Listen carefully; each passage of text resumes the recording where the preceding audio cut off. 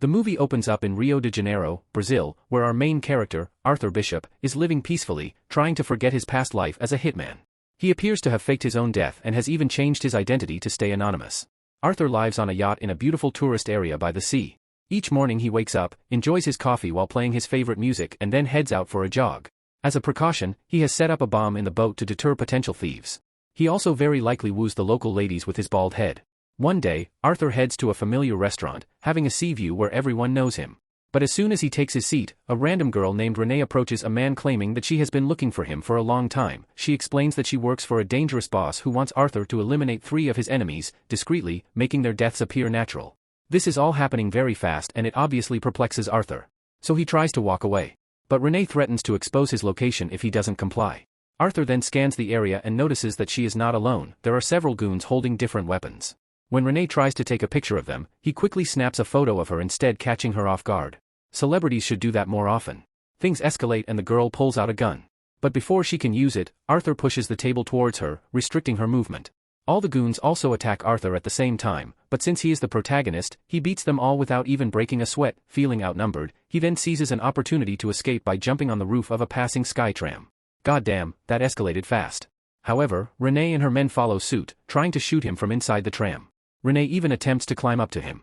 But before she can do so, Arthur decides to make a daring jump onto the back of a hand glider to successfully evade his pursuers. When night falls, he returns to his boat only to find suspicious men inspecting it. This prompts him to activate the bombs he has strategically placed for emergencies. As a result, the expensive yacht explodes and the threats are immediately nullified. Afterward, Arthur proceeds to an old container where he stashes his weapons and tools, including forged passports and mobile phones.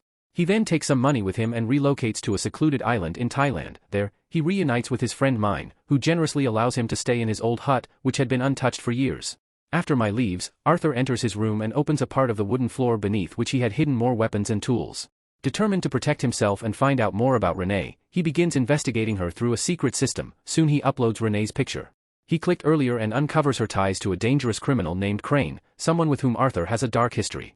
The following day, a beautiful woman named Gina enters May's beach resort, seeking first aid supplies for her bruises. Mine notices the injuries and inquires about them. But Gina doesn't say a word and leaves that night. My hears screams coming from a nearby boat and witnesses Gina being violently mistreated by a man called Frank. Goddamn Frank. Concerned for her safety, Mai rushes to Arthur for help, even though he is reluctant to get involved. Nevertheless, feeling a sense of responsibility towards Mai, he takes a look at the incident through his binoculars and heads to the boat. Despite his attempts to reason with Frank, the latter tries to use a weapon and a physical altercation ensues. In the end, Frank accidentally hits his head on a metal pole and dies on the spot. Who? ABC Duda, says Jason Statham. When Gina sees the lifeless body, she passes out. Mai manages to bring her safely to the shore while Arthur searches the boat. To his surprise, he discovers a gun, Gina's passport and a phone that includes a picture of himself. Unnerved by the discovery, Arthur sets the boat on fire and returns to the hut. After this, he angrily wakes Gina and, showing her the picture, confronts her about her connection to Crane. Initially, she refuses to say anything, but when Arthur points a gun at her, she admits that she was blackmailed into working for Crane, who holds something significant over her. Following this, Gina reveals that she used to run a shelter for human trafficking victims in Cambodia. Life was pretty normal and everything was pleasant. But that all changed one day when Crane's henchmen killed one of her staff members. They then forced Gina into accepting the mission and threatened to harm the children under her care. Things were so simple when I was just trafficking humans. The next day, Arthur notices a boat nearby with some men observing the shore, and he suspects that they must be sent by Crane to keep an eye on Gina's mission. To throw them off, Arthur and Gina pretend to be a couple by engaging in traditional Thai customs. As the evening progresses, Gina apologizes to Arthur for entangling him in her dangerous predicament. At the same time, Arthur shares his own painful history, revealing that he was once an orphan, sold to a gangster who trained child soldiers. He mentions that Crane was with him during those dark times, and they were very close to each other. However, when the going got tough, Arthur fled the scene, leaving his friend behind. Arthur believes that this is the reason why Crane is trying to exact revenge on him. As the two continue sharing their life stories, their bond grows stronger and they end up boning hard. After reassuring Gina of her safety, Arthur reveals his plan to take down Crane and promises not to carry out the 3 kills as demanded. Instead, he intends to eliminate Crane himself in a heartfelt gesture.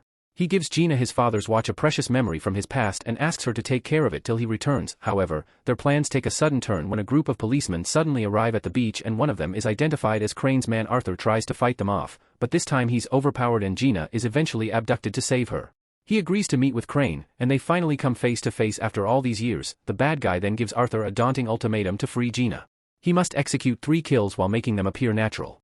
The first target is Kirill, a notorious arms dealer imprisoned in Malaysia under tight security to prepare. Arthur obtains explosives disguised as chewing gum and shark repellent in a skin cream tin and a hidden capsule in a cigarette. He also creates a fake ID and adopts the guise of a wanted criminal.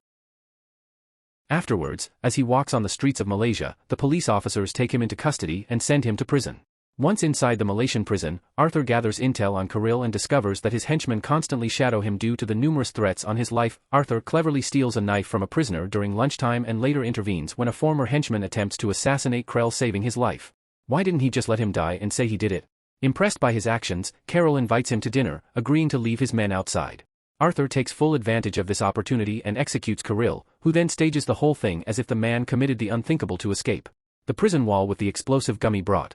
He also swallows the tracking pill given by Crane and uses shark repellent to jump into the water unnoticed. After successfully evading capture, he rejoins Crane's men on a fishing boat who were waiting for his arrival in the middle of the ocean one day and 2 to go chips. In the next scene, Crane provides video proof of Gina's safety and assigns the next target. Adrian Cook, a human trafficker in Australia, who also provides him a time limit of 36 hours to eliminate the target. So wasting any time, Arthur conducts thorough surveillance and learns that Cook's penthouse is heavily fortified except for a cantilever pool extending over the streets. Arthur then devises a plan to infiltrate Cook's penthouse from below. For this, he disguises himself as a millionaire and schedules a meeting with the realtor of the building. Arthur pretends that he is interested in buying an apartment, which is right below Kirk's penthouse. And when the realtor is distracted, he makes a copy of the keys the following day, disguised as a professional technician. Arthur sets out on his mission using his duplicate key. He gains access to the apartment that the realtor showed him earlier and opens up a glass shield to climb up to the swimming pool.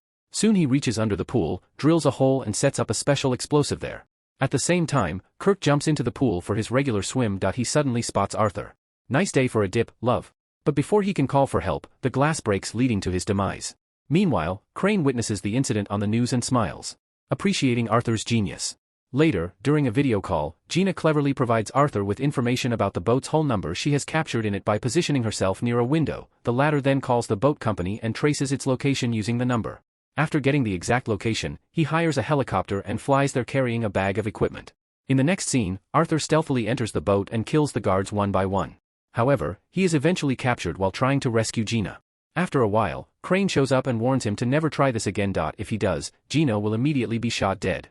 Next, Arthur is assigned his final target, Max Adams, an American arms dealer with a heavily guarded fortress. After a bit of searching, our hero discovers that Crane is using these kills to eliminate his competition in the arms trade, prompting Arthur to have his doubts about the mission. You mean to tell me that by helping him, I'm helping him, Fox? However, he proceeds with his plan. Arthur shoots one of Adams' guards from a distance and hides in an emergency helicopter to reach Adams' fortress inside. He disables security cameras with a jammer and skillfully takes down the guards as the building goes on high alert. Adams is escorted to his panic room, but Arthur delays them with elevator malfunctions. Surprisingly, when Adams reaches his room, Arthur proposes an alliance to take down Crane. He somehow convinces Adams to cooperate, and they start their plan by faking his death. Sometime later, as Adams is inspecting his submarines, a well-planned bomb explodes there, causing him to drown.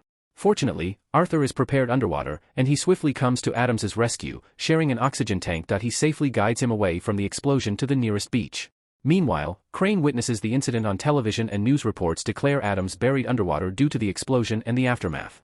Arthur contacts Crane over the phone, claiming responsibility for the third kill. However, Crane remains doubtful until he sees concrete evidence of Adams's death and requests to see his target's dead body first. In response, Arthur urges Crane to visit Adams's submarine and find his dead body. They're eager to confirm the kill. Crane orders his men to locate Adams's body and to take care of Arthur once and for all. Arthur sets up a series of lethal traps as Crane's henchmen descend one by one. They find themselves falling into the cunningly laid traps or becoming victims of Arthur's stealthy approach. With each passing moment, Crane becomes increasingly aware that Arthur poses a significant threat to his plans. Realizing that he is the next target, Crane resorts to using Gina as bait, placing her outside on the boat to lure Arthur. As our hero approaches underwater, he notices Gina standing near the helipad. He then launches a ruthless assault on Crane's guards, killing them one by one. Gina also tries to help, but becomes injured during the scuffle. Seeing this, Arthur quickly secures her in an emergency release pod to ensure her safety. After this, he deftly eliminates all of Crane's henchmen and finally confronts him in a brutal hand-to-hand showdown. Realizing that all of his men are dead, Crane quickly activates the bomb in the boat. Following this, a tense fight ensues between the two, but Arthur quickly gains the upper hand and binds Crane to the boat with an anchor chain. However, just after a few seconds, the boat explodes, seemingly killing them both from a distance. Gina watches in despair, believing that Arthur has sacrificed himself to take down Crane, heartbroken. She then returns to Cambodia with the kid seeking solace in her work. The days turn into months and Gina has moved on from the incident. But one morning, Arthur shows up out of nowhere. He appears to be completely fine, taking Gina by surprise. "Hello, love."